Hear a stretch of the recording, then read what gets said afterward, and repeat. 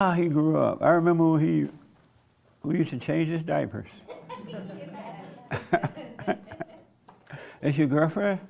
Yes. Hi, girlfriend. Hello. What's your name? Justine. Hi, Jesse. Good to meet you. All right. How's your sister? Oh, Michaela? You don't remember you have a sister? Yeah, I forgot. She's in Oregon. Oh, she's living up there? Oh, nice. Baby out of wedlock, sex out of wedlock. She's up there with her knucklehead boyfriend. Oh, she's gonna have to do it. She's doing it the hard way, huh? Yep. Yeah. Well, she'll learn. Yeah, I know. She knows there's another way, so she'll come around. Yeah. When are you getting married? When am I getting married? I don't know. I'm trying to do things the right way, you know? Right on. Yeah. This time around, I'm trying to do things the right way. That's right, man. No matter what it takes. Bigger than the last one I remember. So what? An upgrade. Are you ready? Oh, wait, no, come on. What's up, everybody? Good morning. How are you? Doing good, man. You Good. Good morning. Good morning. Good morning. Geez, were you guys asleep or something? Gosh. Your shirt just woke us up. Good. Yeah, that's exactly why I wore it. So, good morning. I hope you all are well. Just a few announcements before we get started for the new people who have not been here. If at any time you need to use the restroom, back that way and to the left, TJ is back there. If you get lost on your way, going back in that direction and to the left, TJ will guide you. So don't worry, TJ's back there. We will be fellowshipping, so if you have a question or comment, just raise your hand. I will bring you the mic, or Samuel? Or Samuel will bring you the mic. When you receive the mic, hold it as I am holding it, you know, around this distance from your face. Not too close, not too far, so that people can hear you at home and we can hear you through the loudspeaker. If you wouldn't mind, be so kind as to silence your cell phones. Go ahead and take a look at your cell phone right now. Someone's cell phone's gonna go off. It's gonna be awkward. Just check it out. Check it out. Double check your phones. And also, please no food or drink in here as well. I think it looks like we're all good on that front. Anyways, that's all for me. Happy Sunday. Thanks for coming. Take it, Jesse. Do you want them to come forward a little bit? Yeah, I guess so. If some of the people sitting towards the back could maybe move towards the front so we could fill in the front a little bit, So when the people come in late, it would be much appreciated. We do appreciate the people that get here on time. yeah. We got lollygaggers that like to come in late and they'll fill in the back seats. Wow, nice. That is amazing. Thanks, guys. Take it, Josie. How old are you now? I'll be 21 next month. How old are you today? 20. Wow. You're old. I know. That's what I said. Amazing. I had to start doing my own taxes and everything.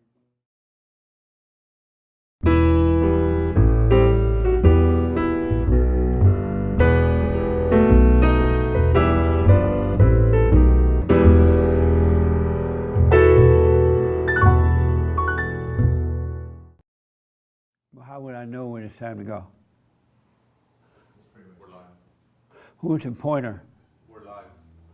Oh, There you go. he's new. And I'm brown and blue. Good morning. Welcome to church. I am Jesse Peterson. Thank you so much for being with me. You can get involved by going to our YouTube chat line, and I can respond to your questions and comments. I do appreciate it. And good morning again, everybody here. How y'all? Good morning. Any first timers? Right on. What's your name? Nathan. Nathan? Yes. Oh, hold on, Nathan. I'm sorry. And how did you hear about us?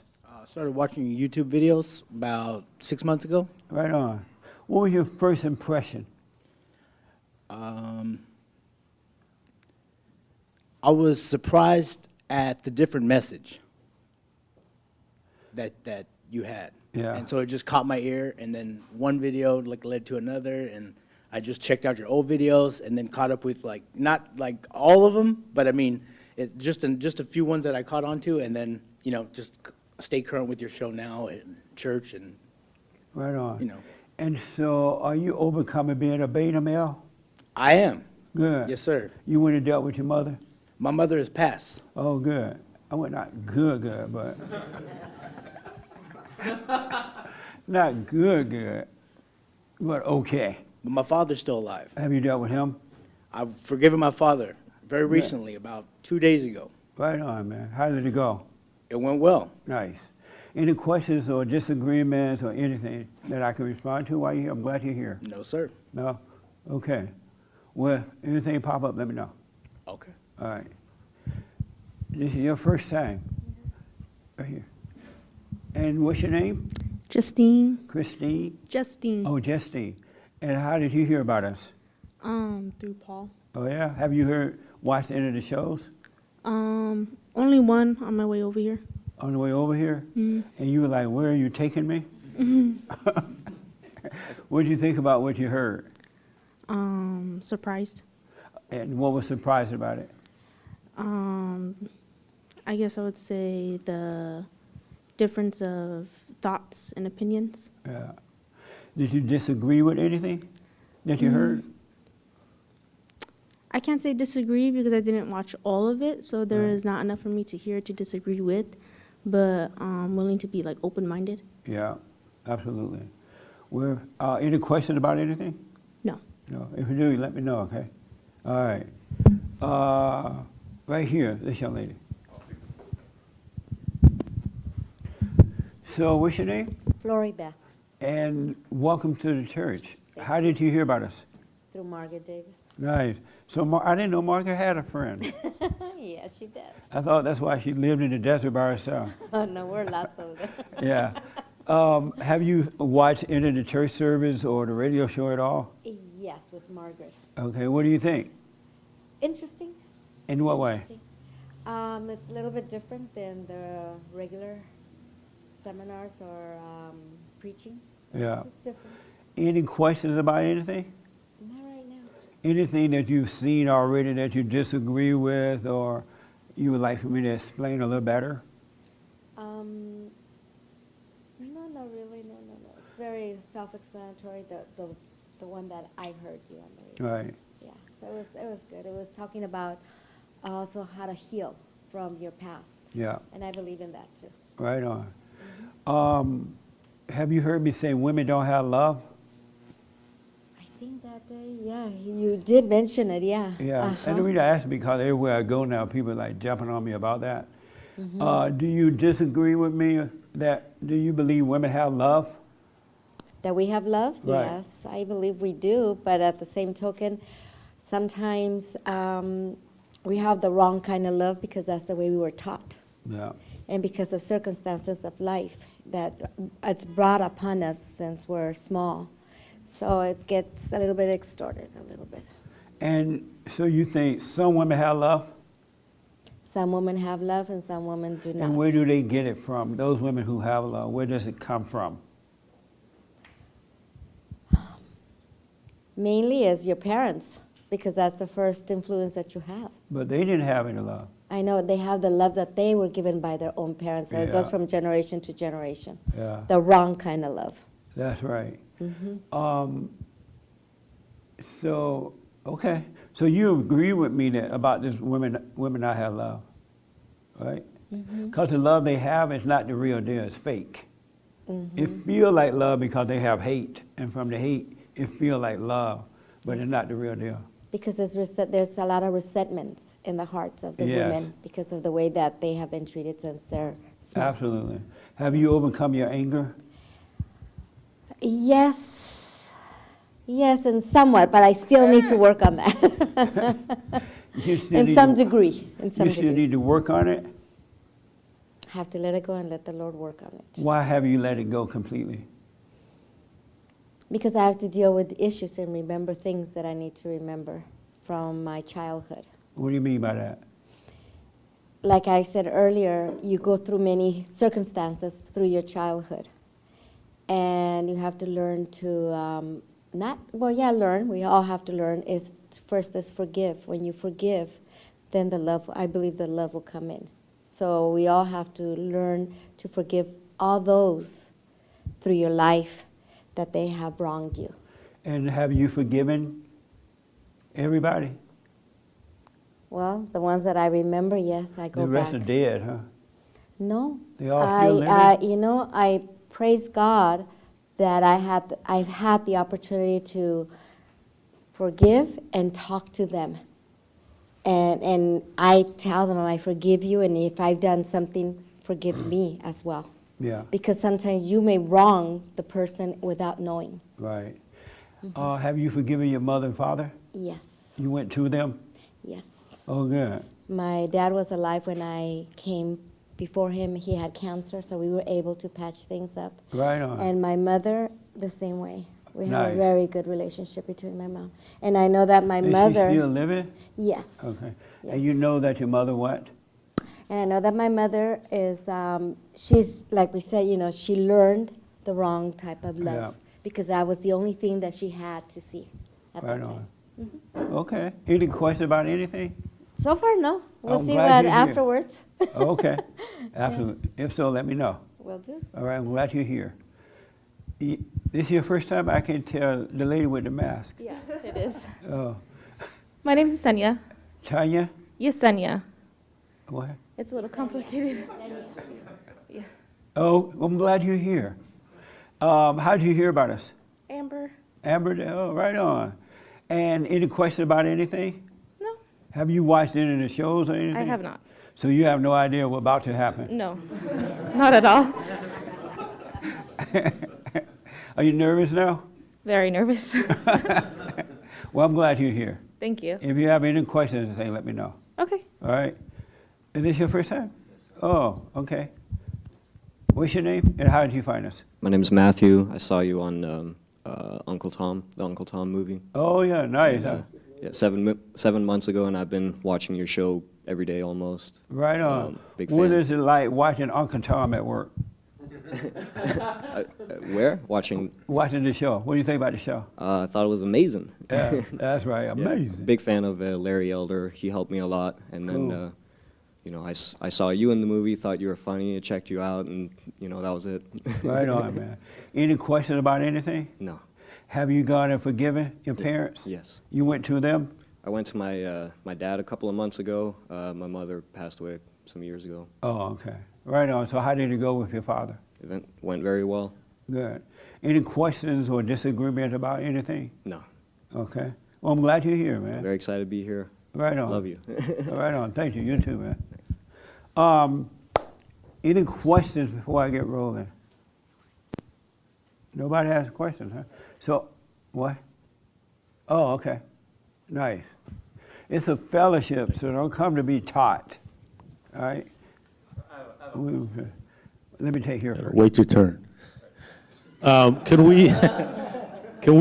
we choose to think? Do we choose to have thoughts? What? Do we choose to have thoughts? No. Okay, so I don't think that's true. Because You don't think it's true? yeah, because if I want to think about a particular thing, right? If I want my thoughts to take me away, whatever, I can choose to think about something. What do you mean? Let's say right now I want to think about going on vacation, right? Right. I can choose to think about that, right? You can think about your vacation because that's something you want to do, but you don't choose thoughts. You mean the random thoughts that come. Right. But we can choose to think about a subject matter or. If you're going to go on vacation, like we're planning this men's conference, right? Right. And so you're thinking about the order of things, who you want to invite to speak and all that. But that's just like building a house. You use the tool, and when you're done with it, you put it away. Okay, let me give it more specific. Let's say you have a memory about something, right? And you could choose to think about that or not. You know what I'm saying? Like the thought can come, you can choose to stay in it, or you can choose not to stay in it. Okay, let's say, for example, you have a thought about a lustful thought, right? You could choose to go I with knew it was going to that. end up being that soon. You could choose to think about that fantasy, or you could choose not to think about it. Well, now that you are aware that none of your thoughts are your own, Right. and you should observe them, if it does come, you can let it go. But if you didn't know that, you'll find yourself getting into it. Right, but even though you know you should let it go, it seems like you can choose, and I'm just asking, I'm trying to Yeah. understand. You can choose to stay in that, I guess, non-reality. I don't know if anyone else can relate. Yeah, I don't understand the question. Because you're not in control, so you don't have a choice. Okay. Because even when you wake up, the awareness of them is God shining on them so you can see them, right? And if you stay present with Him, and once you come, it's the light that caused you to let it go. You can't make it go yourself. I got you, okay. Yeah, okay. That, Yeah, that makes sense. Oh, okay. We're not in control of anything because it's spiritual. And so that's why anybody that think that they're in control of their own life is on an ego trip. That's why the ego must die. You're playing God. But we're not in control of anything at all. Only God makes us want to think that. All right. Anybody else? Oh, yeah, right here and then here.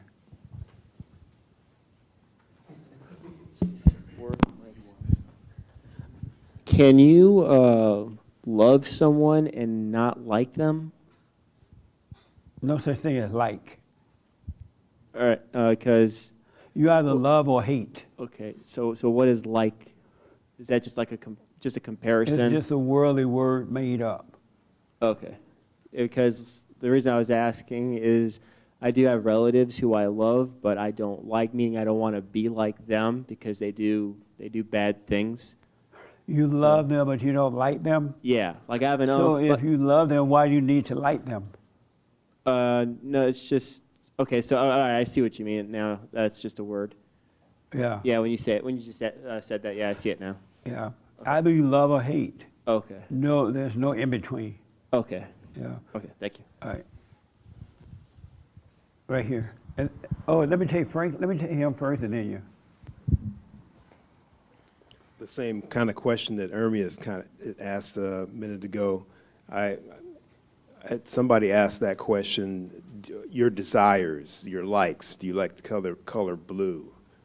Do you like this particular car? Do you like this woman? Or do you hate this person? So that was brought to me, and I understand now that all those things I have no control over. They were kind of, I've been influenced or shown or tempted. And so even the desires that I have or the things that I like, I think that they're mine and I think that they're my idea, but they're actually not. No, we're always influenced. That's why it's good to be aware of it. Let me take it right here first. One of the things that really inspired me to come down here, especially today, was that I could, run by the conversation I had with my father about as far as forgiving him and the, the okay. replies. What happened?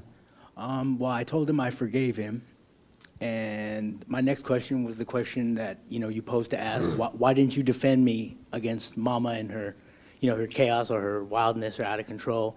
And the response I got was that he didn't want any of it. Like he didn't want to argue. He didn't want to start an argument. Yeah. And that was kind of like the answer. And then after that, it turned to like, well, you don't know what kind of hell you were, that I was. And so I kind of remembered, that everything up until that point, was kind of the responsibility of how I was raised. Yeah. And so I didn't take it I didn't take it personal or get upset about it or anything. But we got into like a question about like free will, and like he's very firm on if it's to be, it's up to me. That's his slogan, and that's what he's preached to me since I was a little boy. If it to be is up to him? Yes, sir. If what to be? Anything. If there's anything I want in my life, it's up to me to achieve it, to get it somehow. Oh, I see. Like a free will to do anything. But the other thing is, I kind of pose the question like, well, if you had free will, you know, wouldn't you have more money? Wouldn't I have more money? Wouldn't we all be more successful than we are if we had the free choice to actually, you know, That's do right. what we wanted to do? Yeah. And I really believe that it was like my anger and resentment that was holding me back from doing things. I don't know, like how much, I first started listening to Jordan Peterson and the methods and the teachings, and I bought the book and I was reading it and everything, and my dad had an accident, and things just became overwhelming. I became like, I had to be like a home nurse, and I didn't know that it was like the anger and resentment inside me that was just kind of, I was tired all the time, I couldn't get up to do it. I woke up and one morning, and I walked to my dad's bed after a night of like not being able to sleep, and I walked to him and I tell him, hey Dad, you know, I don't want to be here anymore. Good. I told him that I don't want to be here anymore, and he kind of just like, well, you know, you need to work through it and stuff, and it just gave me no peace at all, and I ended up going to the hospital, and they tried to put me on more drug and more drug, change up the medication. I laid in the bed for 7 days, something like that. No, about 3. I think it was 3. Something, I don't remember how long the stay was. I just remember I was in the bed. Yeah. It was less than a week, and they sent me home with like medication, but the whole time I'm there realizing like, this ain't no help. The medication ain't no help. I still feel the same way I felt, and I still feel the same way when I left there as when I went in. I came home. Things were a little better because my dad had used the cleaning lady. She was kind of helping out to kind of be his home nurse. Yeah. And then I came home, and I kind of started being a little bit better, realizing that like I kind of had to like find some motivation to not, at least not go back to the hospital, because there was no help there. Yeah. You know, changing my meds, whatever that was, there was no help. Then I started seeing some of your videos, looking into it. Started like in my heart, the forgiveness. Yes. Like for my mother and Yep. and for my father for not protecting me. And then it just like, once I felt that in my heart, things started to change. Absolutely, man. I'll tell you, like, after the Jordan Peterson, I kind of got a little bit of motivation. I started looking better. I was like maybe 180, you know?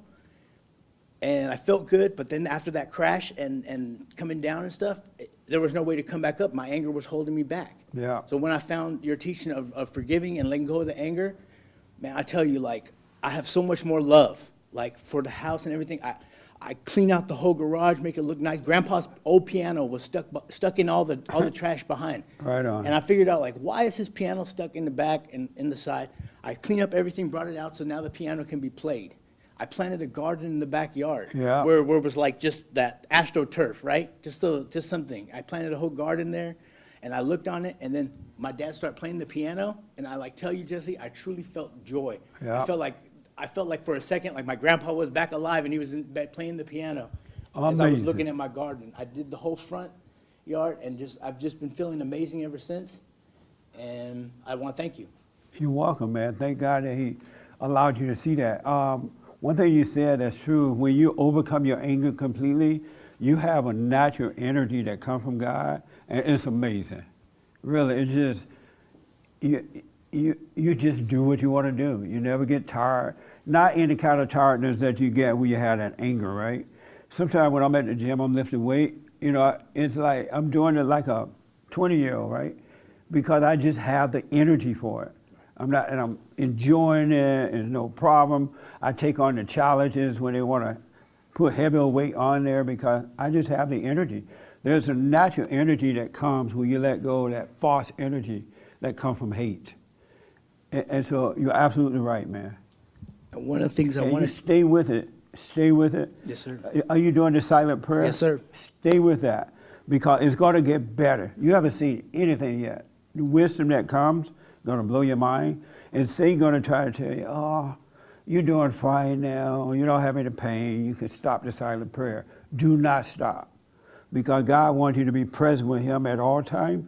So you're going to grow in His presence.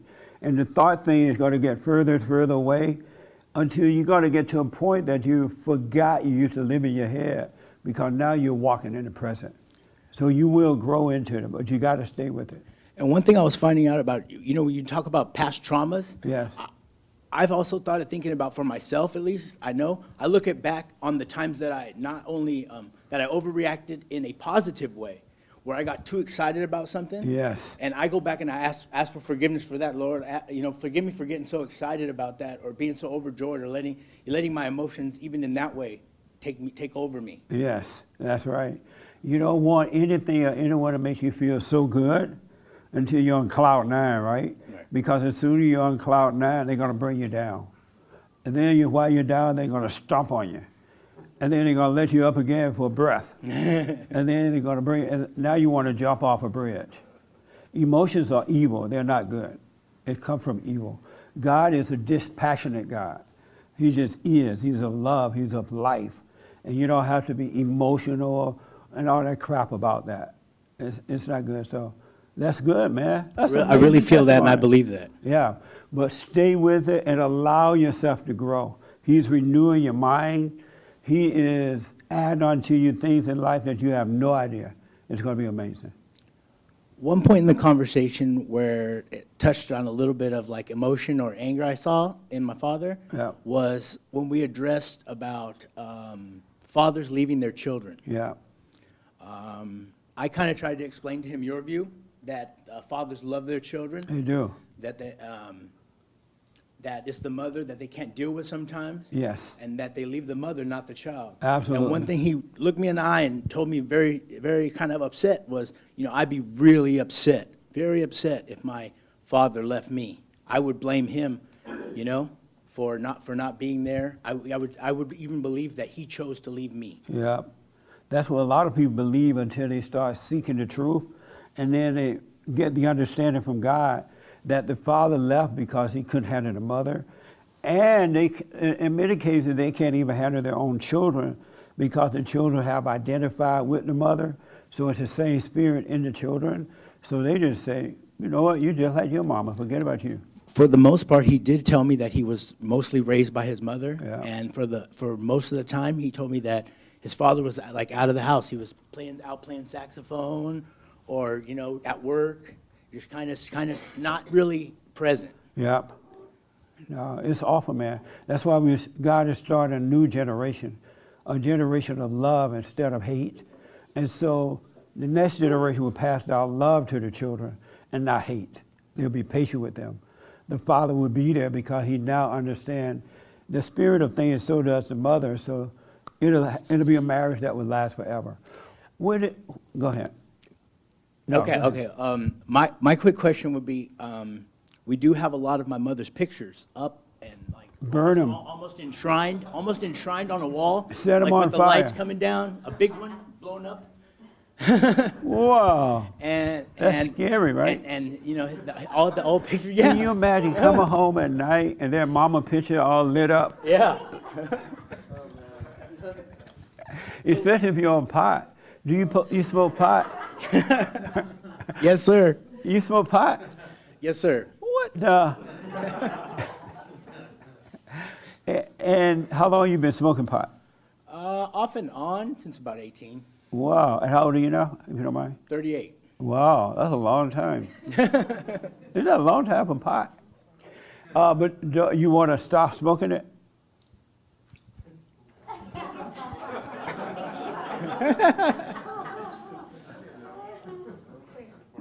Yeah, that's a real no. I know the right answer is yes.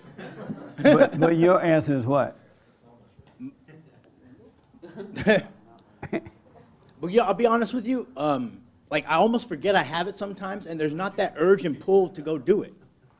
Right. There's not that urge and pull. It's almost like a real take it or leave it. Yes. If you stay with the prayer, stay present, eventually you'll be able to walk away from it. Really, you just wouldn't want it. It just wouldn't be there. And you're not going to think of it as a bad thing, you know. It's just that you're going to have peace, and you don't need it because people who smoke pot are running away from something. They don't have peace. And so they're trying to find peace with the pot. And once they get the peace, though, they can overcome it.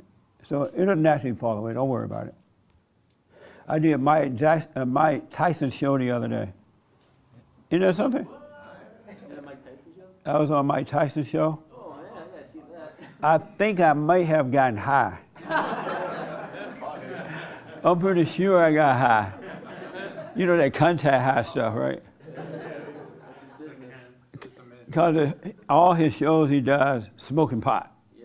I had never seen his show, so I didn't know that. And so I walk into the room and it's just pot everywhere. And they be like, offer you a joint. Like, you want a joint? I'm like, no, thank you. And so my point is, during the interview, he was smoking joint after joint, and I just see this big, white, heavy smoke coming to me. And I'm like, I'm gonna get high off this. And so by the time I left, I was like hungry. And I'm like, yeah, I'm high.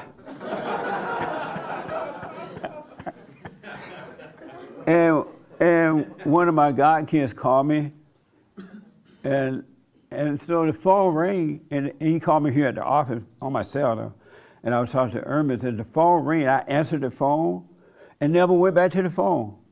He said, I held him on hold for 20 minutes and just hung up. And I was like, yeah, I was high. But I kept telling myself I wasn't high. Nick went too. Were you high, Nick? I'm sure Nick was high.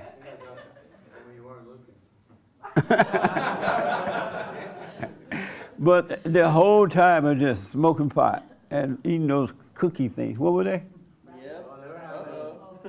I didn't eat it. I didn't eat it. So what? They were having shoots like mushrooms. Yeah, eating mushrooms. Tyson was just mushrooms. And apparently he does it all the time. I just hadn't seen his show, so I didn't know that in advance. And but he was smoking a lot of pot. And so I went home and I had a nice dinner. Like the whole eating was amazing. Now I'm playing. But anyway, the pot stuff will fall away. Don't worry about it. It's the heart that God changed from hate to love. And in love, all things are possible to overcome. And I know I can't make anyone do what they don't want to do. Right. So how would you suggest I go about speaking with my father, possibly about to get him to overcome so that we may take Mama's pictures that were down? Because I know it's not just the picture that's up there. It's connected to his heart, and you know, it would hurt him a lot if I even just took it down. You know what I mean? He'd say, hey, what happened to the picture right away? Yeah. So Do what you would live with recommend? him? Yes, sir. You live with him? Yes, sir. Oh. I wouldn't worry about it, man. I would say, why don't you take this down and leave it up to him and be an example of what love is, because he has never had anyone to truly love him. So don't judge him. Absolutely. And then don't try to impose the truth on him either. You just be that example. And when you deal with him, you're going to deal with him in perfect love, and that can have an impact on him. I'll tell you, the most amazing thing was when he looked at the yard and everything I had done in the garage and everything, and he says, like, what made you do this? Yeah. And I just told him, I stopped hating you. That's right, man. Absolutely. That's perfect. So just be that way, and it'll work out. It'll work itself out. All right. Amazing, man. Thank you very much. An amazing testimony. I'm urging you, do what you want, of course, but stay with the prayer. Don't stop no matter what happens. Whether it's so-called bad or good, you stay present, and you'll be able to overcome all things, and it's going to be amazing. Thank you. All right, good, man. Where did this idea, did I get it? Oh, you had your hand, right? You made me think of something. Go ahead. How you doing, Jesse? All this while. I just wanted to touch on the like and love thing, because I know that's something that we all kind of grew up knowing the word like. Right. And we know love. What I came to the conclusion is, you know, because I did like, I don't like you, but the conclusion I came to is love. I love everybody, but yeah, I don't like you, which means by me not liking you, I'm going to kind of stay out your presence, stay away from you.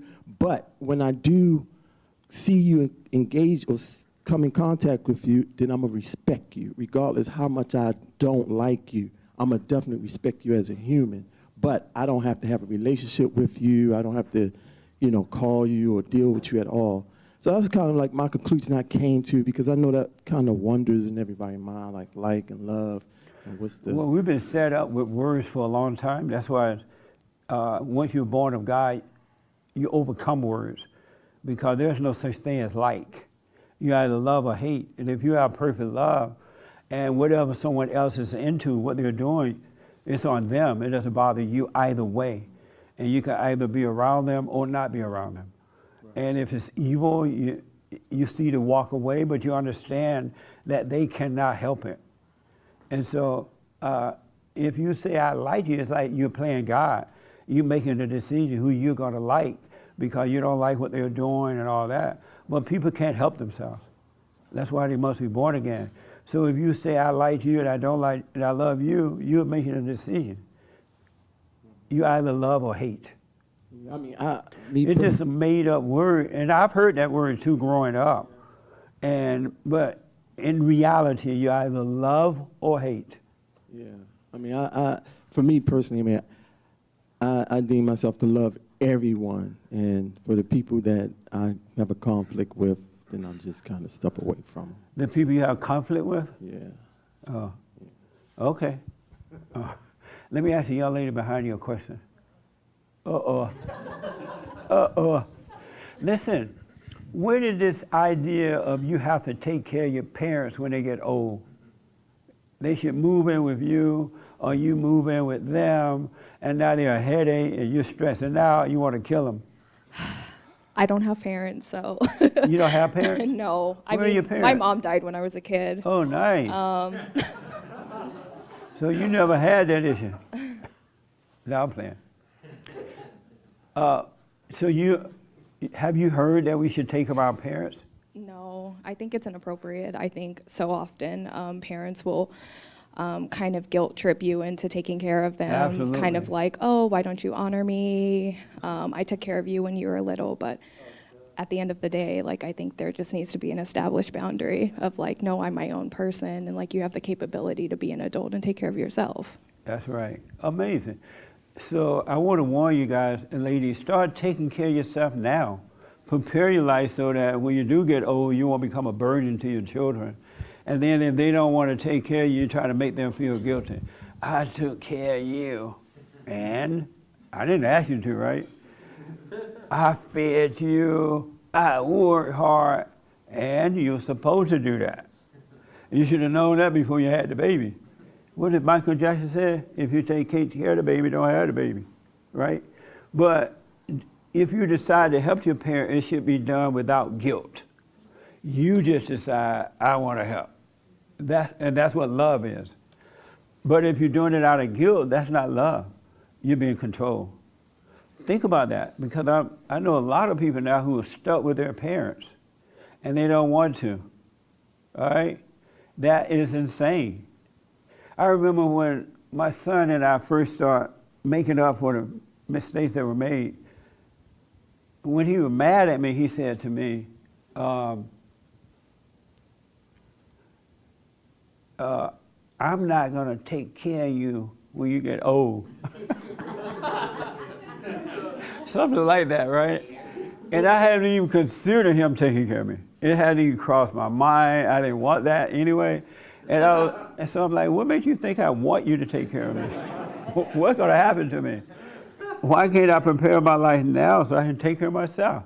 Or put me in an old folks home, let me die. But I just never thought of being a burden on someone.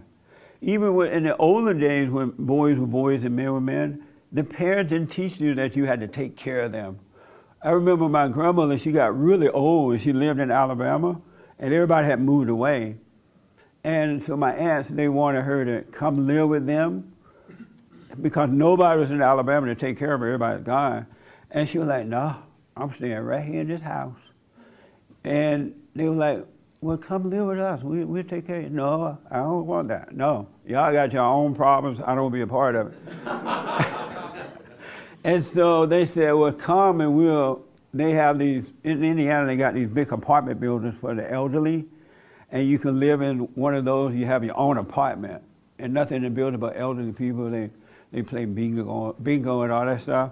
And she agreed to come to Indiana if they let her stay in one of those apartments. But now they look like the parents kind of don't even want to go away. They want to stay right on you and drive you nuts. Don't let that happen to you. All right? It's fall and then here. Right here. Trying to figure out which question is more important.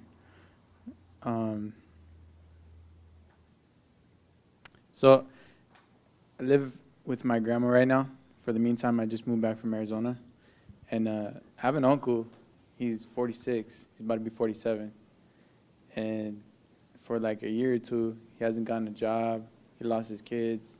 He's been fighting for them for CPS custody. Whenever things get like crazy, you know, he has a temper. I don't know how to feel about it, you know? And the way he like talks to my grandma and stuff. And sometimes I never let it get physical like that. But like, I don't know, you got any advice about that?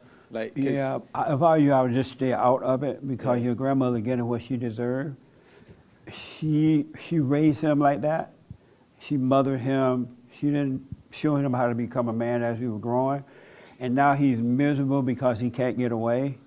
And so you stay away from it, let them fight, and it's not yours at all. Don't make him your enemy. He literally cannot help it, and she did it to him. what advice you have for grandma then? That if she loved him, she would put him out. That's right. She would apologize for messing up his life and put him out so that he could suffer and hopefully he'll cry out to God. All right. And then, But don't be mad at him. And don't be mad at your grandmother either. You just, I love grandma.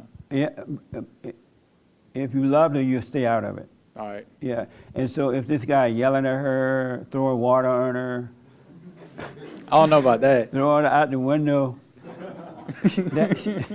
maybe that's what it would take for her to throw him out, you know, Right. because she's getting what she deserves. And if you get in the way of that, then you're not showing love for grandma. And then I have one more question.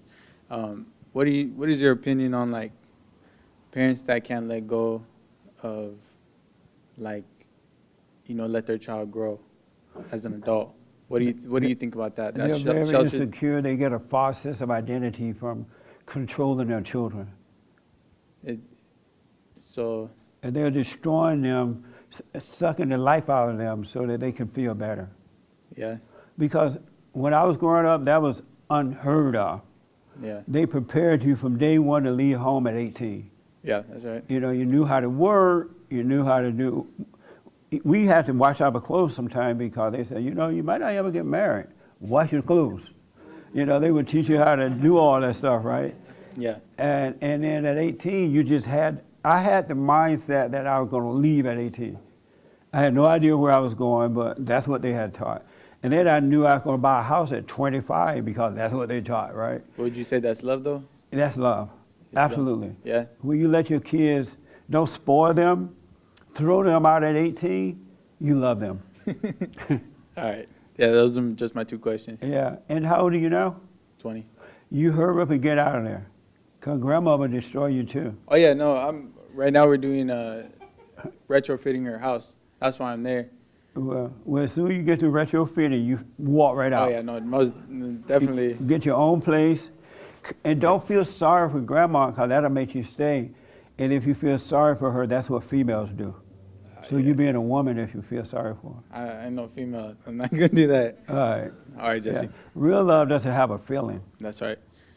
All right? All right. So you stay out of their fight, even though you're living there. You let them fight one another, and they'll say, oh, my uncle yelling at grandma. Let grandma get her what she deserves. It just hits different. Like, What? it just hits different, you know? Right, I because, understand what you're saying. because But you have like- identified with grandma, and you that's don't right. have your own identity. You're not supposed to be feeling her pain. Maybe I just feel like bad for the situation. Don't feel bad for the situation. No? No, two people fighting, they're getting what they deserve. Grandma set your uncle up to be that way. If not, she would have put him out if she had real love. Yeah, that's right. I can see that a lot. But just ignore that guy then. What? Just ignore him then. Yeah, it has nothing to do with you. All right. if anything, you be the example of what he would want to become.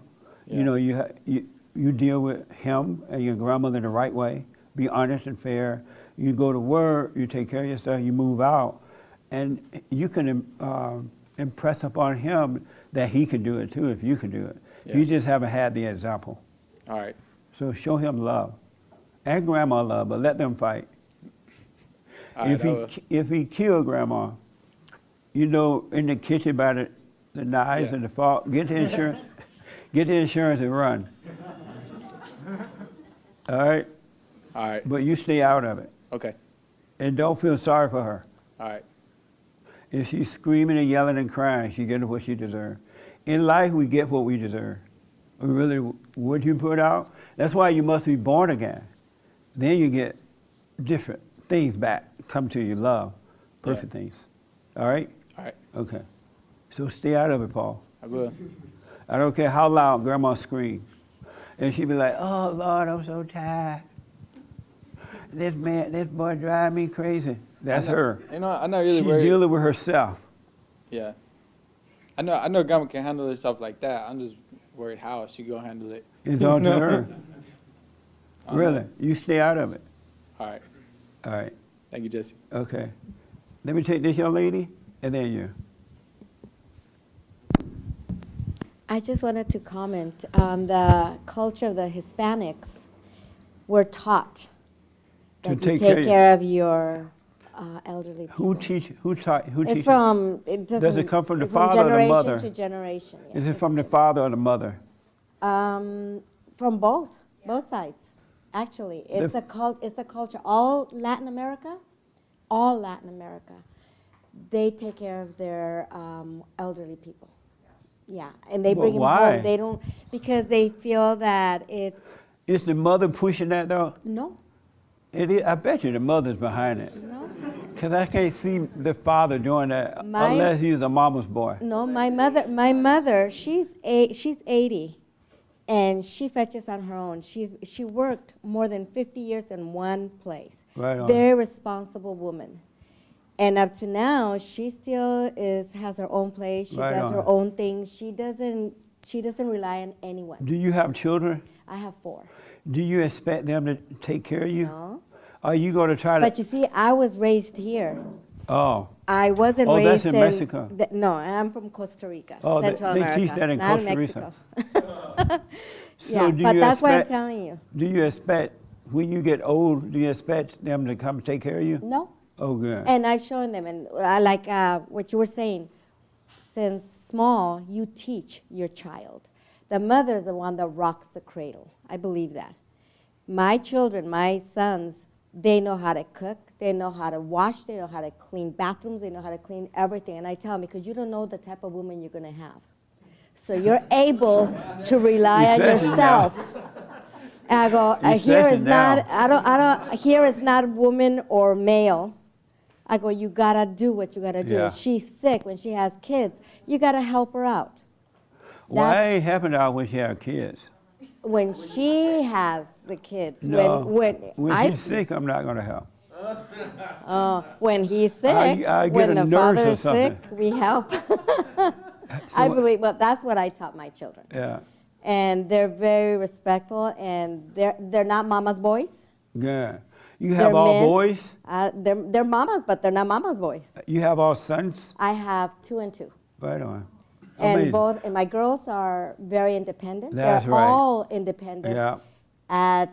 In the Hispanic culture, you don't throw them out at 18. Why not? It's family. It's like with my kids. I have a relationship with them. I try to be their friend, not their mother. I was their mother when they were growing up, but then as they got older, they understand. We respect each other. We respect what they believe. Right. And I tell them, whenever you need an advice, if you need an advice, I'm here. But I will never And you barge stay in. out of the way? I stay out of the way. Good, good. I do not, unless they ask for my opinion. Right. I give my opinion, but it's up to them to decide to take it or not to take it. How do you feel about their wives I love their wives. and the daughter husbands? And there has one of them. The other one, the little one, the third one, she's not married. She's not married. She Oh, doesn't have a okay. relationship. She's Oh, studying, nice. and she's, you know, they're very successful. Oh, good. Well, just stay out of the way, all right? Oh, yes, I do. I stay out of the way. Right But on. that's, I wanted to clear that. That's a Hispanic culture. That's all from Mexico all But the why way don't to they Brazil. teach that at least the boys need to leave at 18? Why do they stay? They stay, well, what we did, like my children, they graduated. My son went to the Marines as soon as he graduated. My other one, he went to school. He continued school. Did he have a job while he was going to school? Yes. Oh, good. Yes. Okay. All of them had jobs. And Right they on. paid for their clothing. They paid for whatever. I would tell them, if you want brand names, you work for it. Right on. Because Mama can't. Mama is doing the house and the utilities and everything else. Right on. But Well, they work. don't let your kids since stay home 12. after 18. All right? They ain't going to leave. Prepare them from day one, and then they automatically leave. They would want to go. Even with the girls, they should be independent too. Yes. All of my sisters, I think maybe except for one, they left home, they bought homes, they got married. My aunts did the same thing. So they were taught the same way the guys were taught, not to be a burden to anyone. Exactly. Go out and have a life. You're supposed to live. You don't really know what life is until you're out there dealing with life. You have to deal with stuff, not be so weak. And when you're out there dealing with things in the right way, you become stronger. But as long as you're under mama, you become weaker, really. Margaret, did you want to defend yourself from Paul? Do you want to defend yourself? Oh, I know, we go round and round with it, you know. Well, why don't you put him out? I'm in the process of putting him Ain't out. no process. Out. Well, you know, there's like. Mamas are always in the process, and 50 years No, go by, and you're I still literally there. have to go to the courts to get him out. What? I have to go to the courts to get him out. I can't lift him out and make him get out like See that. what you've done to him? I'm serious. Now you're scared to throw him out. No, it's just that he won't leave. He just wants to stay there, you know. So I Have you said, "I'm gonna apologized have for to setting him get- up like that? Go get paperwork and get him out." Have you apologized for setting him up like that? No, I probably didn't apologize. Why to him. not? Why have you? But, And you I know mean, now I told what's him wrong I with shouldn't have him. helped him. I mean, I did tell him I shouldn't have helped him. I've told him several Now I times. shouldn't have helped you. I'm But sorry I for didn't setting you up like realize this. that he was going to overdo his stay. How old is he? He's 46. Well, when were you going to realize Well, he hasn't been overdone living his with stay? me all those years. I mean, Why you it's, keep letting it back in? with his kids. That's no excuse. Well, the only way he could get his kids back was if he. That's his problem. Okay. And see, that's what feeling sorry for someone, it would do for you. The boy, they'll come back, oh, how about my kid? Let me stay here so I can get my kids. If he got to move with you to get the kids back, he's not going to be able to take care of the kids. You're going to end up with the kids. Right. It's time to wake up and overcome this emotional stuff. All right, thank you, Mark. Yes, sir. And then the lady behind you. I just had a question about my grandparents living with you and all that. Because when my mom's dad was on his deathbed, he asked of my father to take care of his wife because he knew my dad was just a really good man, and he is a very good man, very respectable person who takes care of his family first. Your father asked? No, my mom's dad on his deathbed asked of my father to take care of his wife? Yeah, my grandma. Why? Did your father say that, no, that's not my responsibility? No, but I mean, it's not. He wouldn't say no to that. But why not? I would. I was like, hard enough with my wife. He had a lot of respect for him, and there's obviously it's not like she lives there constantly. She. So did your grandfather? It's your grandfather, right? Yeah. Did he know he wasn't preparing your wife to be taken care of if he should die? Did he know he wasn't setting her up to be okay? I don't think it was that she could have.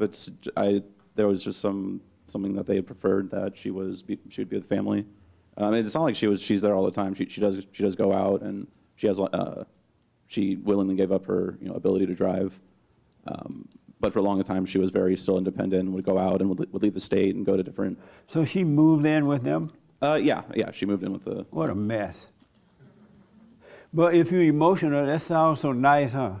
Your mother move in, your grandma move in, everybody, but that's a mess. Because when they move in, you catch a headache. They become a big problem. Really. All right, well, I wish them well, man. I mean, it's been totally fine. I don't really think it's been a problem. It'd be what? I don't think it's been a problem. I mean, he definitely has admitted. Would you do that? I mean, out of respect for him, I mean, I'm not too sure. I'm not my father, so, and I wasn't in the position my father is. Are you nervous? Oh, no, I just bounce my leg a lot. Oh. All right. Well, I wish him well, man. Yeah, I was just wondering if, like, what we thought of that. So. I wouldn't do it. Okay, perfect. Yeah, because the men are supposed to take care of their families, right? And his wife, and he should, along the way in life, prepare so if something should happen to him. This boy right here, Francisco, how long ago your father died? 1984. His mother never had to work because he prepared for it. Oh, I mean, he invested in real estate, did all the things that his wife would never have to work. Oh, it's not like and he now didn't she's leave like her with, 190. It's not like he didn't leave her with anything. That's. How old is your mother? She's 90. See, I told you. Because her husband took care of her. That's all right. Come back. We don't need. Her husband took care of her, and he prepared so that she would be fine. You have to have that mentality. I think he did. I mean, he left her with a lot of things and a good, life. It's just that was. But why did he have her to move into his house though? That's just something that they felt. I don't know. I wasn't in his head, and I still don't know the I would have done it, circumstances. but I wish them well with it. Yeah, I mean, they seem to be. Everybody's totally fine in my family, so I was Okay. just yeah. All right. Well, I wish them well. All right, well, thank you. The young lady behind you. And then I have a story to tell you guys about. Yes.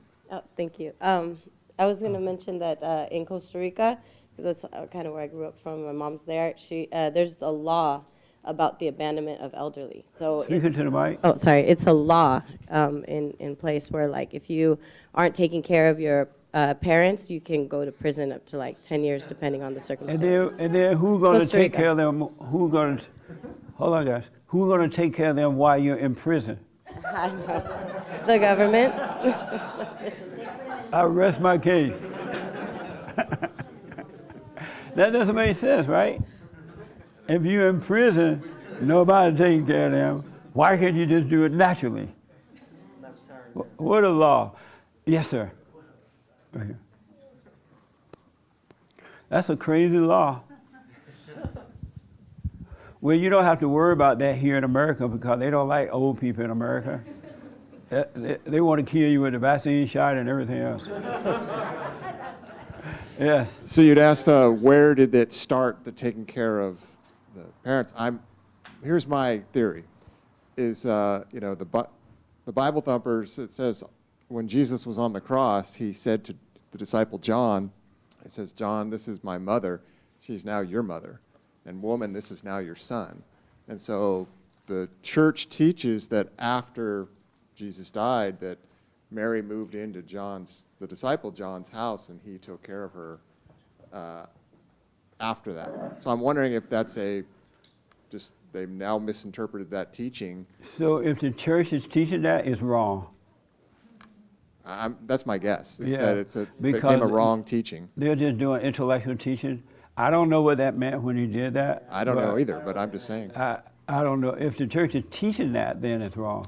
Because the preachers don't know what they're talking about. I at take all. care of my elderly father, and I've had pastors, say, good job, you're doing the right thing, blah, blah, blah. So. Again, if you want to do Sure. it, it's a different story. I understand. But if you're doing it out of any form of guilt, then it's not love. You know what I mean? I totally got what you're saying. I totally got it. But Yeah. You asked the question, that's Right. my theory of. Yeah, I didn't know the church was teaching that, but I'm not surprised. Amazing. What a mess, huh? So I got to tell you this. The world gone crazy. Then I get to you, Frankie. The world gone crazy, right? They don't want you to say a woman is having a baby. Isn't that right, Nick? Am I saying it right? How did they say it is? A birthing person. Correct. Birthing people. A birthing person had a baby. A birthing person had a it. I just found that out just now. It, because they don't want you to call it a boy or a girl. So it's a it. So from now on, guys, when your wife go to the hospital to have a baby, a birthing person went to the hospital and had a it for you.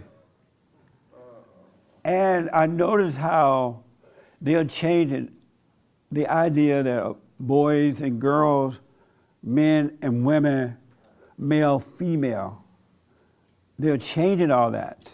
And I was wondering why. I thought, why are they changing all that? And I know the answer, I think. Anybody ever thought about why they're doing it? Why do you think they're doing it? Back here, way in the back. I'm glad you thought about it. Oh, I have many theories on this. One, it's to, well, here's one of them. You have a nice shirt on. Did you call Chris before you left home this morning? Yeah, we have a chat group, and we decided floral was going to be the theme today. Right. And TJ. But go ahead. But, okay, so they want to desensitize us to this abomination making, like how the Baphomet is like an affront to God. You know, it's like both male and female and animal, right? Yeah. And then they've also been, for a very long time, experimenting on humans to make chimeras, which are human-animal hybrids, just doing horrible things. Yeah. So they're doing different things, and it bleeds into each other. Like when you put Pride Month together in the middle, you can and see it says demon with a Amazing. D-E-M-O-N, Pride Month. You know, That's amazing. So it all goes into one another, and there's a few different things, but that's when it gets a little, what the? So that's just what I'm touching on with that. Amazing. Yes, Samuel. I've thought a bit about it before, and because it's a spiritual battle that's going on, Satan already got the women on lock. Like, women need men to be leaders, to be Right. strong. So Satan is going towards the sons of God, which are males, men in the world, and destroying them. So, because he knows once he does that, it's over. Yeah. Can't come back from that. He's absolutely right. If you notice, if you really, really pay attention, they have taken out any mention of God in the schools, in government, in the homes, and they took God out of the homes by taking the men out, because the men represent God, right? So they're taking them out of the homes. They are taking them out of the government. They don't even want you to be able to pray before they start their little sessions there in the government.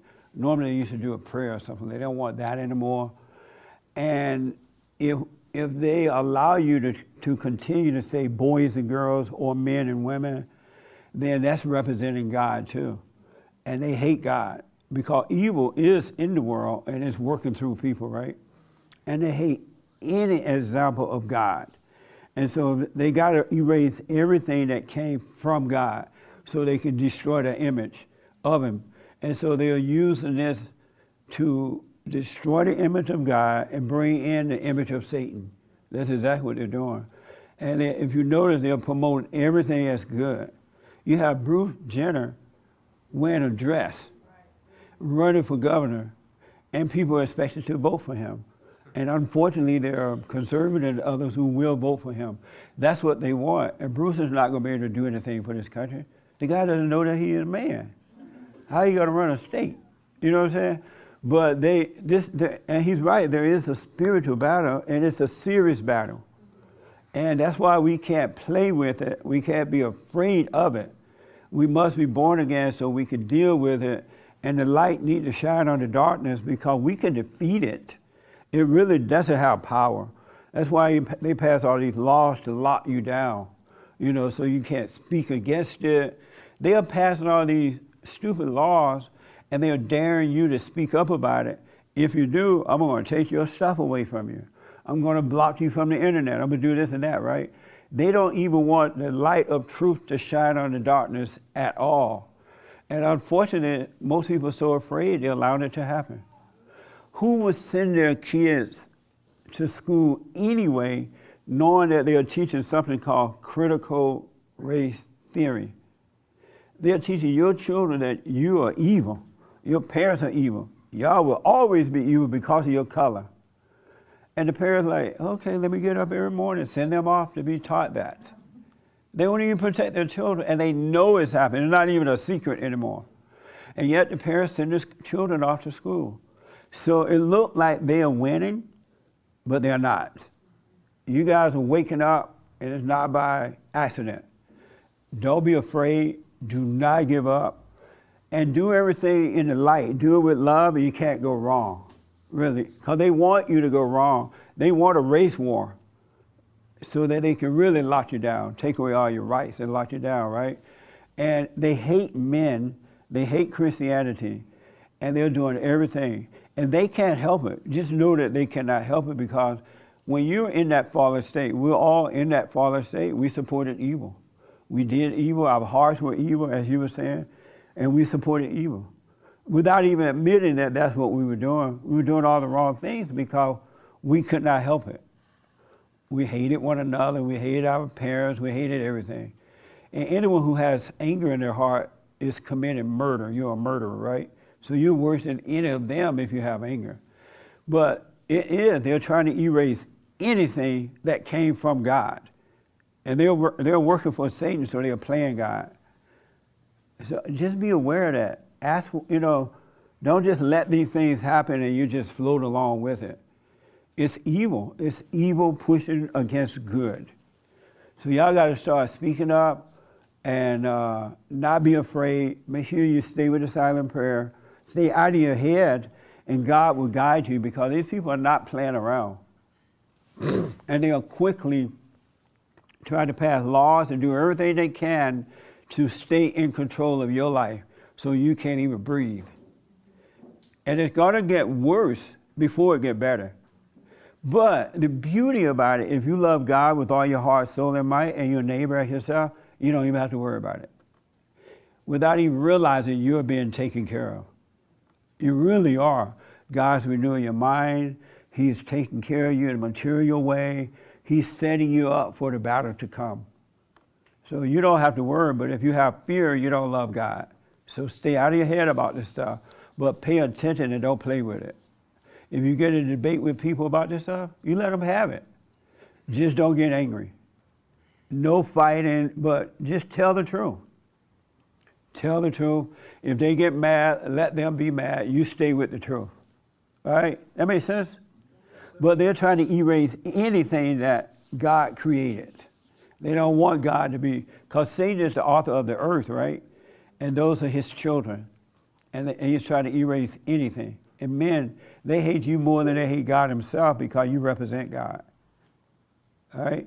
So let me do this real fast, because I got to tell you this amazing movie I saw. Yes, Frankie? What? Oh, you changed your mind? Oh, okay. Yes, sir. I want to encourage everyone in here to know that y'all are the chosen ones to, fight forth what we're going through right now. So I just want to encourage everyone that y'all sitting in here, and y'all are the chosen ones to be living in this time, at this time, to do God's work, God's will. Well, all right, thank you. I don't know about no chosen one, but I know that sounds like are you Muslim? No. Okay. But I know that when you overcome evil with good, when you're born of God, he's preparing you. You're not on your own. He'll take care of you. You don't have to worry, that's for sure, right? Anybody? I saw another. Yes, sir. It's just about the stuff you were saying, like what's happening in the country, just like the theories, and you asked for theories and whatnot. It's kind of crazy because like all this, if you look at it, it's kind of by design to destroy this country by taking out all our pillars. It's just communism. I'm pretty sure you're probably aware of that, but this is just like the attempted installation of communism, and it's just like important to know that like the entire point is to destroy like a culture's pillars, what makes them stand up. And well, of course, just like as God has a plan, so does Satan. Yeah. And so Satan's plan is that. Exactly. And God's plan is freedom. Yep. No, and it's crazy. I'm sorry. Yeah. I was gonna say it's crazy because they've like almost down to a math. People somewhere have figured out how to destroy this country from the inside out, just by, like you said, by getting rid of God, getting rid of the family, the father, and more reliance on the government, on yourself, and it's all like calculated. And it's just really strange to think about, but it's pure evil. And another thing they do, once they destroy the family and turn God away from you, they demoralize you. That's why everybody on pot. Everybody on pot. and they got the people on pot thinking that it's good. And then now in Washington, they legalized another drug, whatever that drug was. What was it? Huh? In Oregon. Yeah, pretty much all Schedule 4 drugs like heroin. Heroin and stuff, yeah. Who would legalize heroin? A doctor. Because they want you out of control. You can't control a moral person.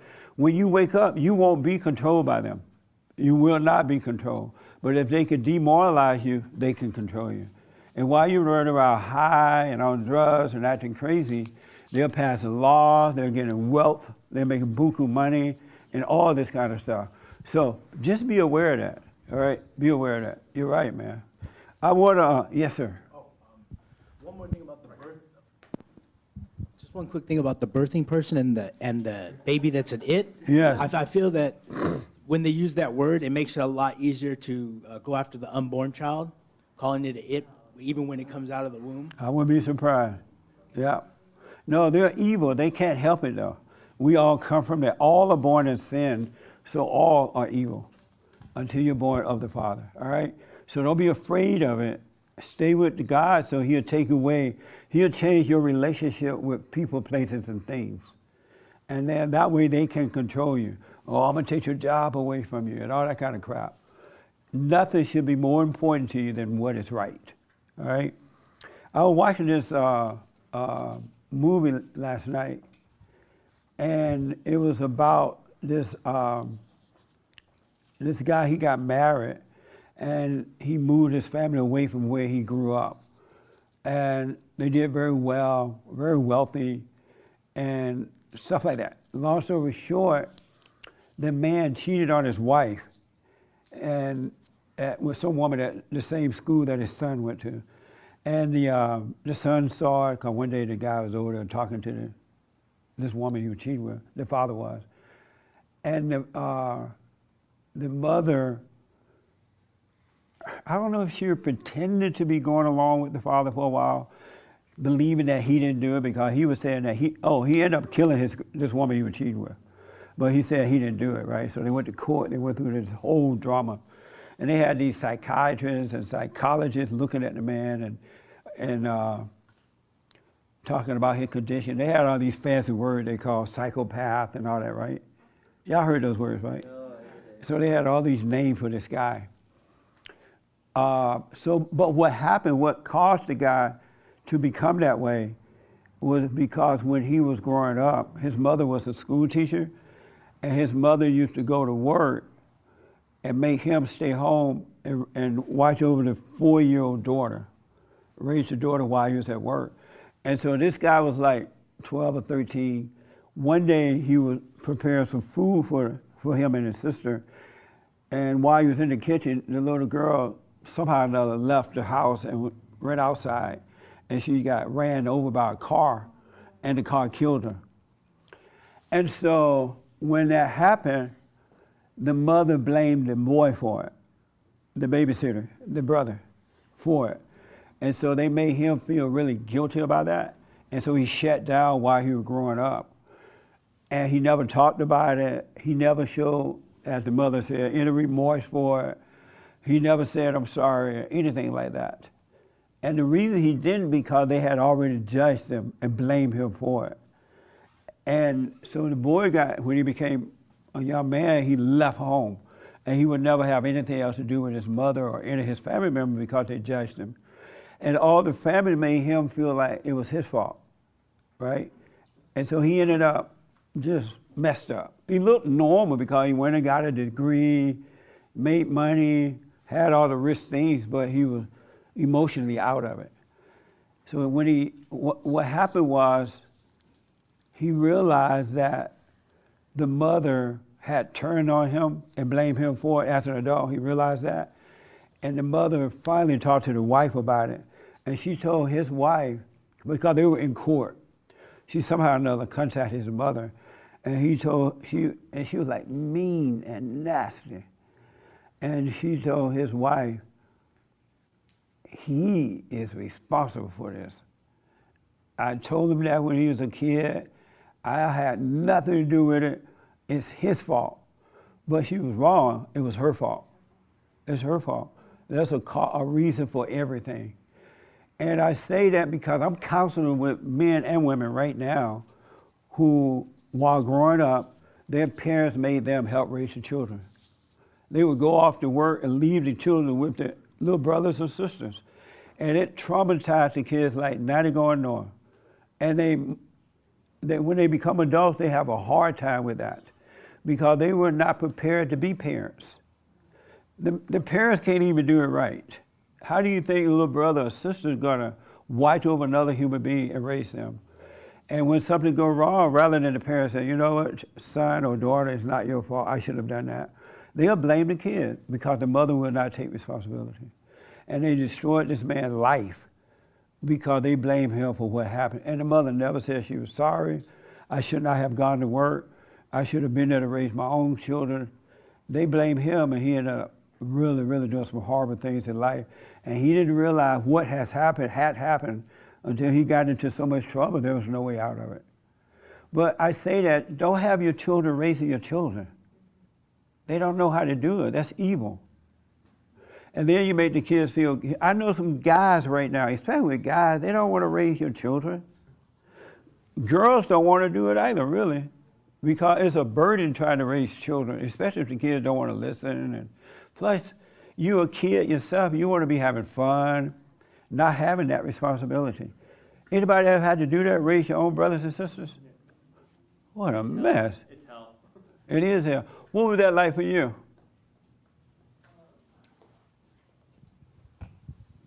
Well, I was excited to, be a big sister and whatever. And I knew my mom was busy, and I always saw my mom working hard to help raise me and whatever. And I knew that she had to go to school, and she was doing that to make a better life for all of us, is what she said.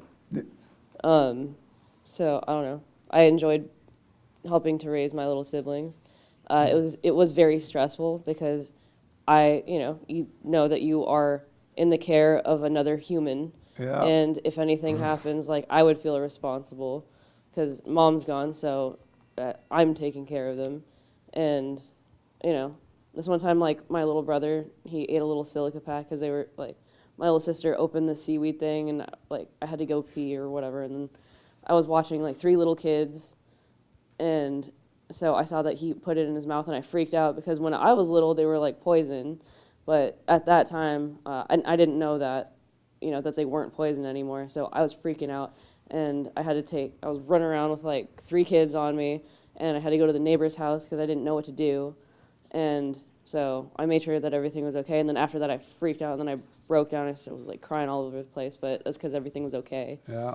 And, and I didn't realize that, how crazy, I was parenting as a kid. But, I don't know. I learned a lot from it. So yeah, it's all good. insane. Don't do that. If you're not ready for a family, don't get married, don't have kids, because it's wrong. God made husband and wife. He didn't make children to be watching over other people's children. You know what I'm saying? It's crazy how the world is today. And it's as bad in the Christian community as it is in the secular, non-Christian community. They're not really, because they have not been born of love, they don't realize what's going on. But evil is evil, and evil is real evil. Its whole purpose is to rob, steal, and kill, and destroy. And while you all think, some of you think that it's all easy and nice, it's not working out well. It traumatizes you even through your adulthood. You can't even have your own normal life because you've been traumatized by all this stuff you had to go through as little kids. You're not supposed to be trying to raise somebody else's children. If your parents, so from now on, will your parents ask you to do that? No, don't do it. I can't even imagine doing that when I was growing up. I don't know what I would have done. They would just have to fall out the window. I wouldn't have even cared. I was trying to have a life. I wanted to go play with my friends. I wanted to just leave. I don't want to raise anyone's children. So don't do that to the children. Satan is busy, y'all, in all kinds of ways. And then everybody say, oh, that's so nice. They'll say that to the kids. That's so nice, you raising your mother's children. They don't realize you're going through pure hell and you're being traumatized, right? Because it's all emotional. Evil is evil. Anger is evil. You can't trust a person that has anger because it's evil. And it's emotional, and emotions are evil as well. It ain't nice to be emotional. Mark my word. Why y'all looking crazy? Yes, return. I was going to ask you, what about... Emotion, you have no idea how bad emotions are. I wish I could tell you. But emotions are not good. Just because someone feels sorry for you, that don't mean they love you. Really. Or if they're nice to you, that don't mean they love you. That's a false emotion. You either love or hate. There is no in between, there's no gray area. And when you have love, you can deal with anything. And if you deal with it without overreacting, you get better and better and better and better. But if you have emotion, you can get worse and worse and worse, and then you die. Emotions are evil.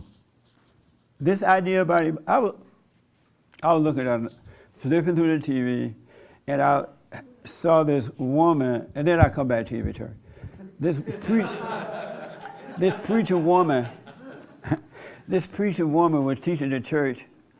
Emotions are very nice. They are from the Lord.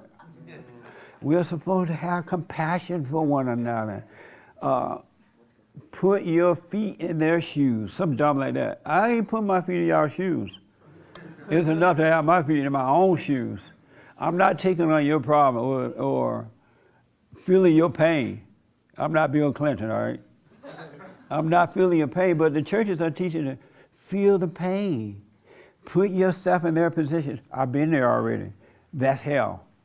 Anyone who has anger is unhappy. And they're looking for love.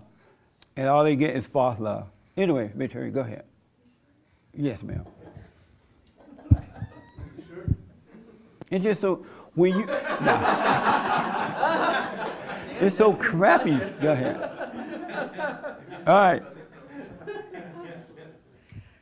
Oh, he's looking down. Okay, so what I was going to say or ask is, what about the children that babysit and get paid for it? That's different. So it's You like, go and babysit for a few hours, you leave those kids, they're no longer yours. It's just a job. Right, you're making money. That's true. You're not, it's not an all-day thing and everyday thing. It's not your brother or your sister. That's a job. Yeah, I was just thinking, because my mom used to do that. She used to have people babysit us at night. And that's better than having you watch over your babysitting for your brother or sister all the time. yeah, she never made me watch over my younger brother, but she put that on my older brother. So much so that he did internalize that as an adult to Yeah. where he had a family and he wouldn't even leave my mom's house because he was worried about my younger brother. So it goes very deep because he It would really always say does. that. And, so that kind of tore his family apart. But what I was going to say about the kids babysitting, the reason I asked you is because I remember a young girl my mom had babysit us. And when you're younger, you think 16 is ancient. And I remember my mom caught this girl with her boyfriend in her bedroom. So Yeah. I You don't even know deserve if what that's you a good got. idea either. Right. Because Yeah. kids, that was like, I'm not going to date myself, but that was a long time ago that happened. And About 40 years ago? but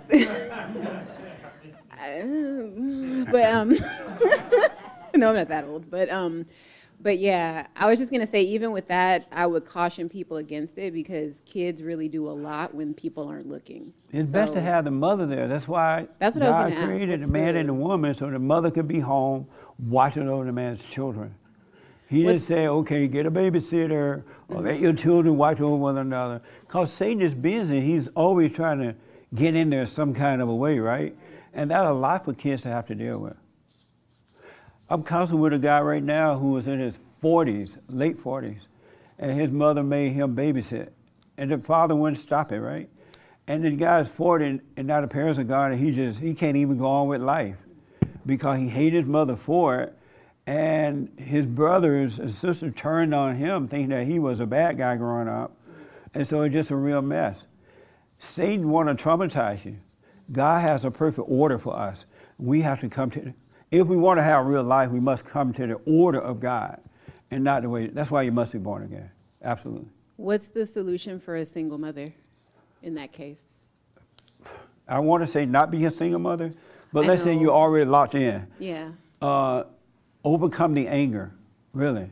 Seek the kingdom of God in his right way, because God is not judging her on that stuff because he knows he knows that she's in a fallen state and can't help it. So God will change the heart and he'll make a way for her.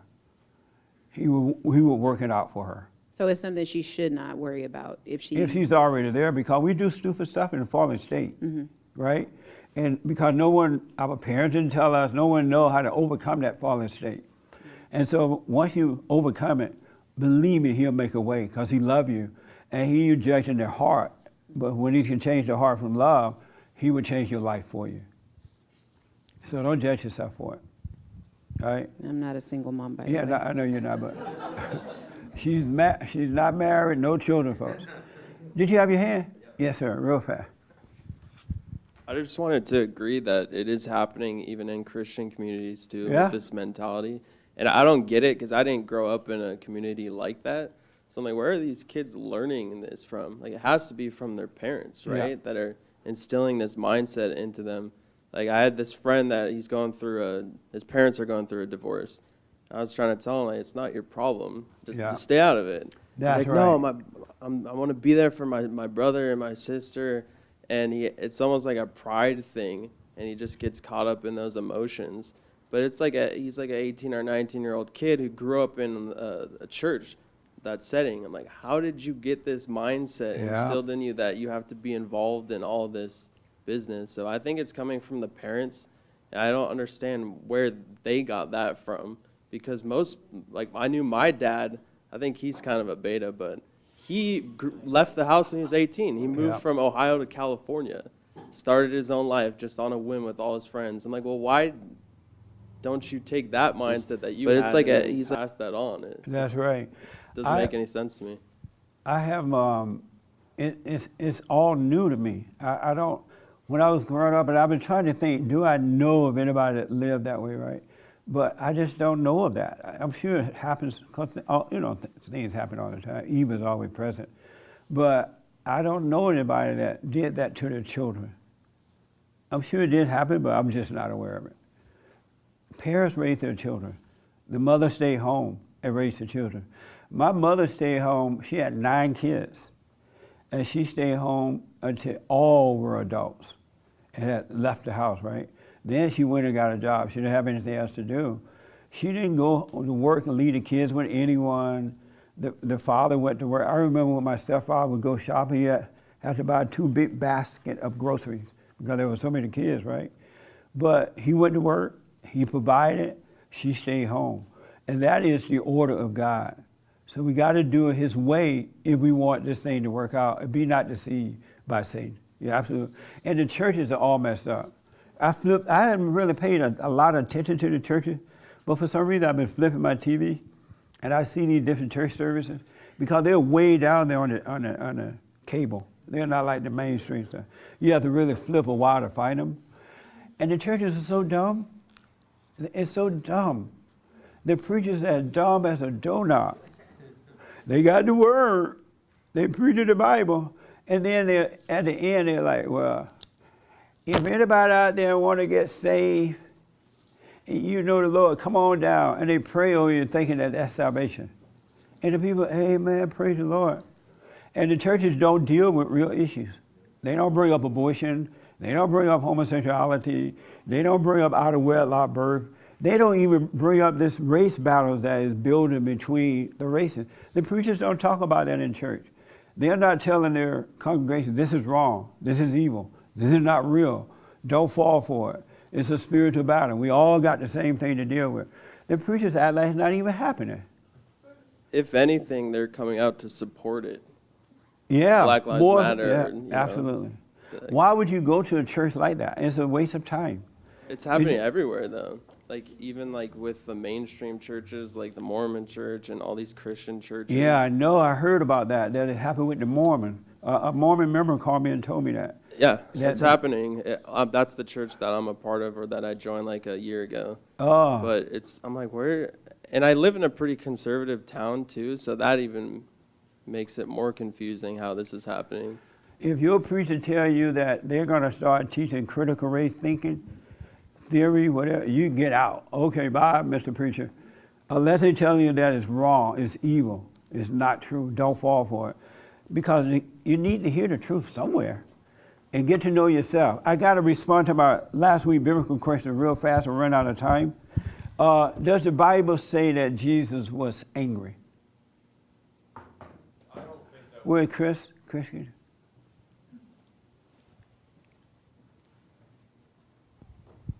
I don't think that word anger is describe anything that Jesus does in the Bible. Some people, talk about that situation at the temple where he overturned the tables and drove all those crazy people out of there. But I don't think the word anger is used there. You might describe that situation. A lot of people, when they get angry, they like to point to that and say, oh, Jesus had righteous anger, and I got righteous anger. Is what you're going through similar to a church that's got a bunch of tax collectors and people doing trade and doing business? You're angry about something that serious? That was a really serious thing that Jesus was doing, a serious point he was trying to make. You might describe it as anger, but the Bible doesn't describe it as anger.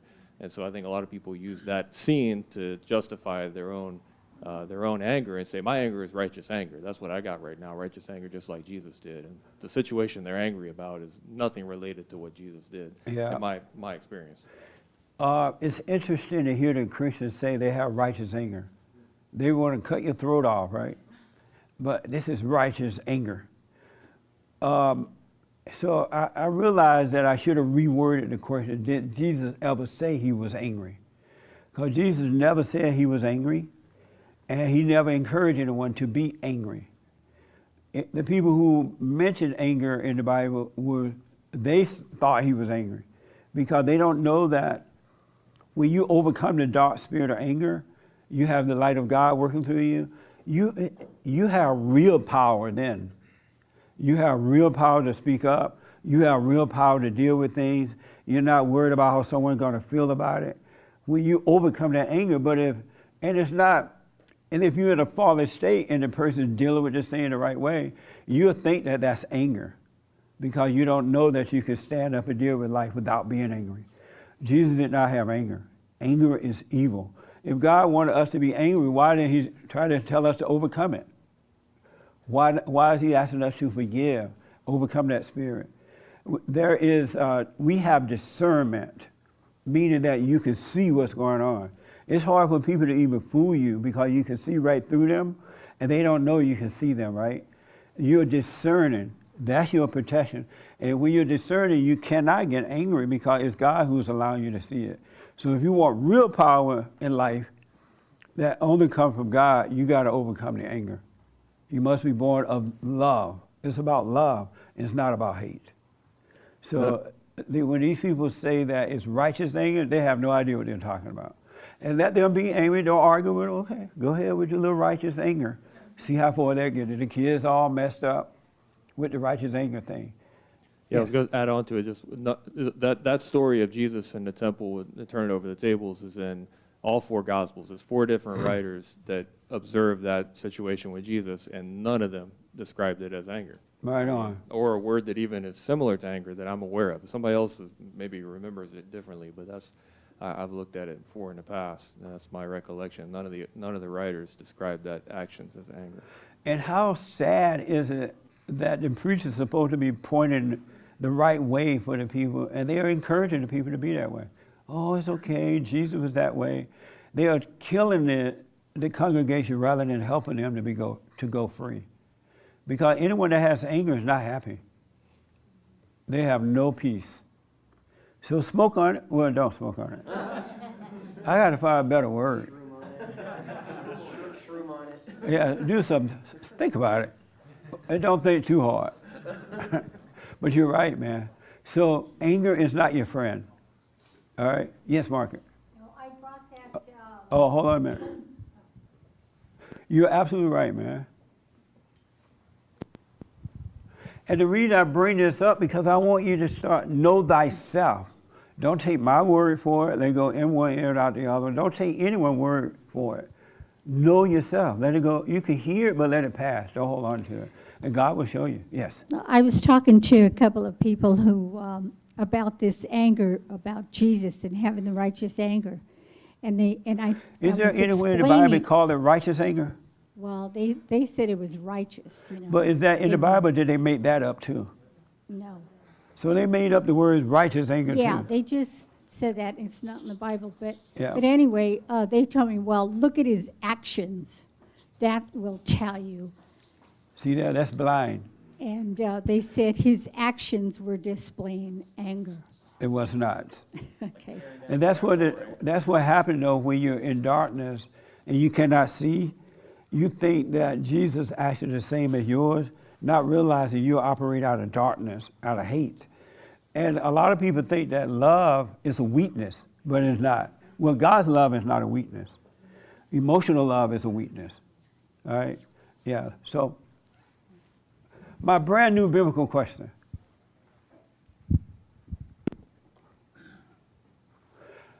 Are human beings able to forgive? I talk about forgiveness all the time, right? Are human beings able to forgive? Uh-huh.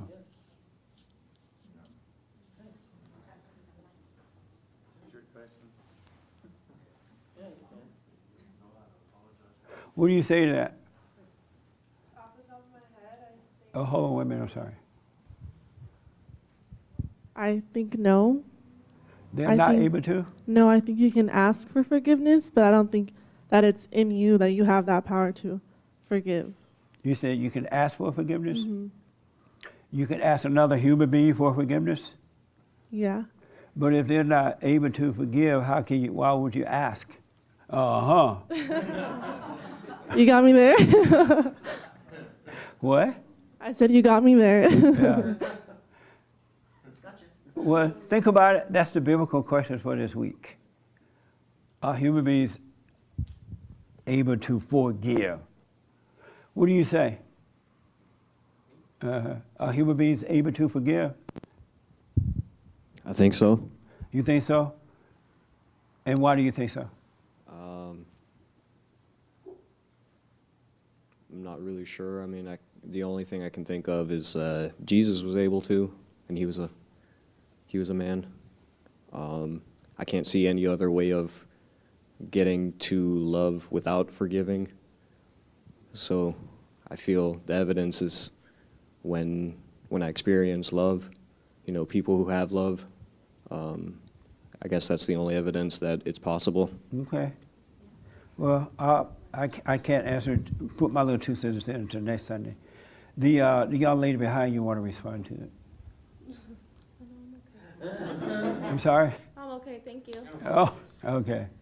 You look like you want to respond to that. No? All right. All right. You with the mask on, I can see your eyes. So, yes, sir. And then I got to end up past time. I believe that human beings can forgive, but it's not the same feeling as God's forgiveness when you personally go and forgive. Okay, Do you understand what I'm saying? I do. All right. I'll respond to it next Sunday. Hermes, are human beings able to forgive? Yes. So what? Yes. And how are they able to do that? I think once your mind is renewed and you're not holding on to grudges or anger, you're able to forgive. You have Chris scratching his head. What happened to Hermes? No, I'm playing. Yes, ma'am.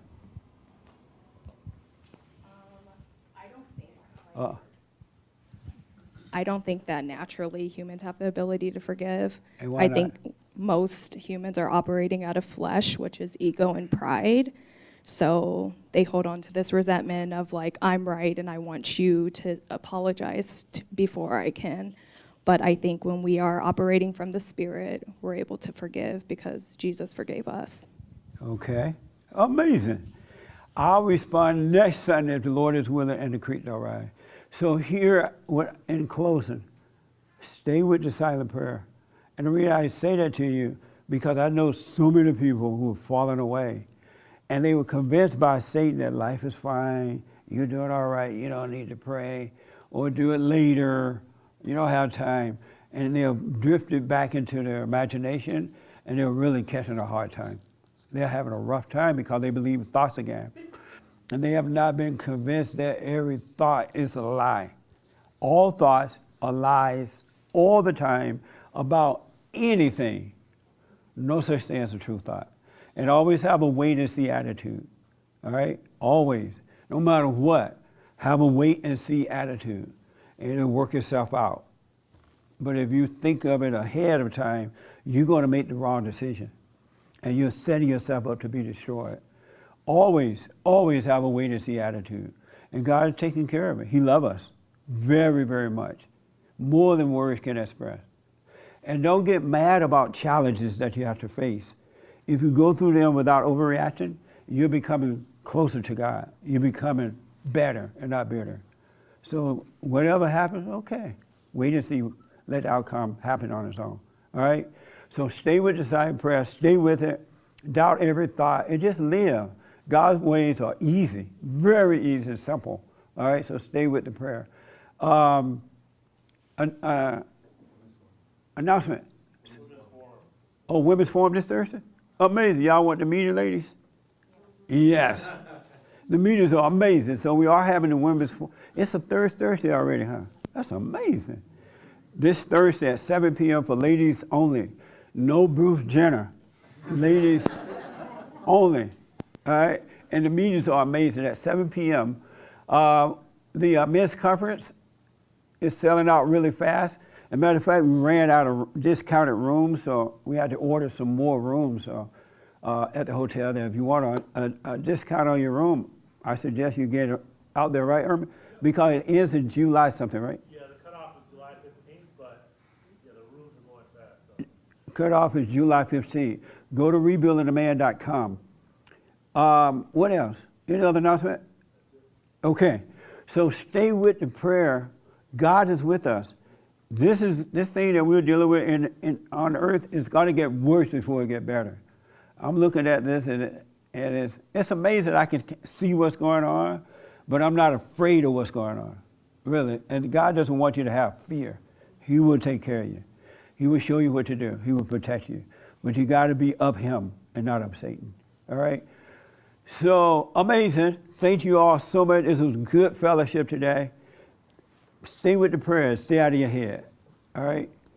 Thank you so much. Thank you for your support. We were doing the Super Chats and D Lives Sunday, right? I mean, Monday. Super Chats and D. And next weekend is Father's Day, I think. Yeah. So we'll do the Super Chats and D Lives tomorrow, folks. Tune in for the show. All right? Thank you so much. I really, really appreciate it. Take care. And thank you all. I appreciate it. So,